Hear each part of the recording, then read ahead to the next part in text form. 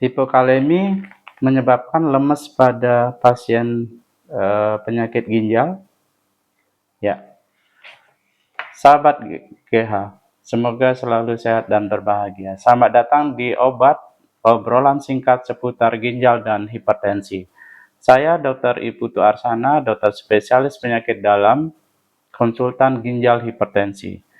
Kita di sini akan membahas pertanyaan-pertanyaan menarik dari netizen terkait tentang lemas akibat kekurangan kadar kalium yang sering disebut dengan hipokalemi pada penyakit ginjal. Obrolan kali ini membahas tentang, dok, kenapa saya merasa lemas? Salah satu pertanyaan dari netizen.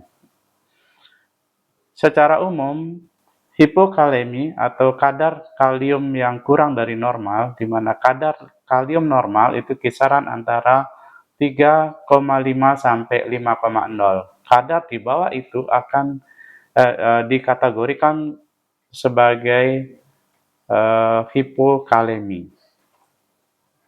Pertanyaan yang muncul adalah penyebab yang paling sering pada penyakit ginjal hipokalemi itu karena apa? Nah, beberapa penyebab yang paling sering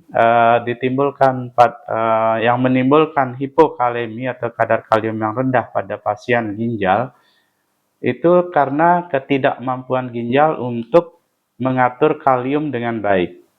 Selain itu juga pengaruh dari penggunaan obat, terutama diuretik, yang bisa menyebabkan hilangnya kalium melalui urin, yang akhirnya akan menurunkan kadar kalium di dalam darah. Jadi kadang-kadang diet yang rendah atau kurang kalium juga berpotensi menyebabkan kurangnya kalium di dalam darah. Jadi beberapa kombinasi penyebab tersebut bisa menyebabkan kadar kalium dalam darah pasien ginjal itu rendah. Selanjutnya pertanyaan tentang bagaimana dengan kalium yang rendah akibat satu penyakit di ginjal. Memang benar, beberapa penyakit, salah satunya adalah RTA, itu yang merupakan gangguan ginjal, terutama di tubulus ginjal, itu menyebabkan kalium dalam darah rendah.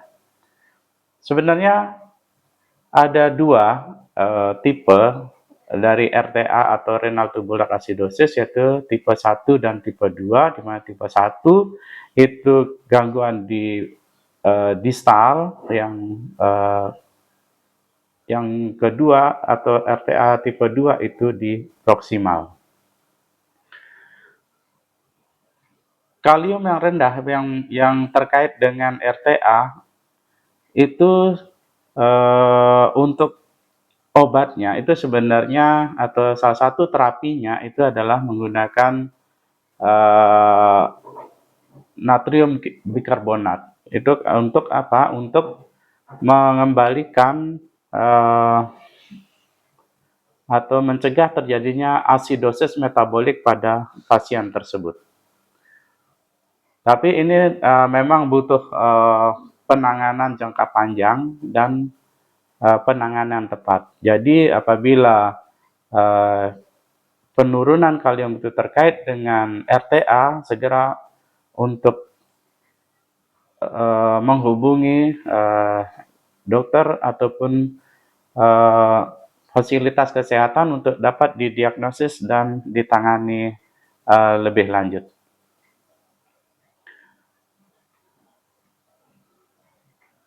Sebenarnya ada juga pertanyaan dari netizen, berapa dosis kalium yang saya butuhkan. Nah, untuk mencari dosis itu setiap orang bersifat individual. Dokter akan memberikan suplemen kalium itu sesuai dengan kebutuhan dan untuk menjaga kalium dalam darah pasien menjadi normal. Apa bahayanya kalau hipokalemi atau kadar kalium terlalu rendah dalam jangka panjang pada penyakit ginjal? Hipokalemi itu akan bisa menyebabkan aritmia pada jantung, kelemahan otot, bahkan kelumpuhan.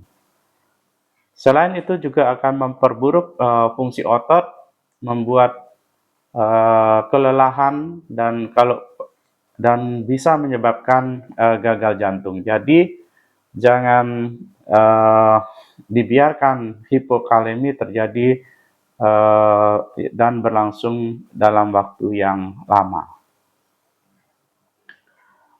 Nah, pemberian natrium bikarbonat itu penting pada pasien dengan RTA, baik tipe 1 maupun tipe 2, untuk apa? Untuk mencegah terjadinya asidosis metabolik.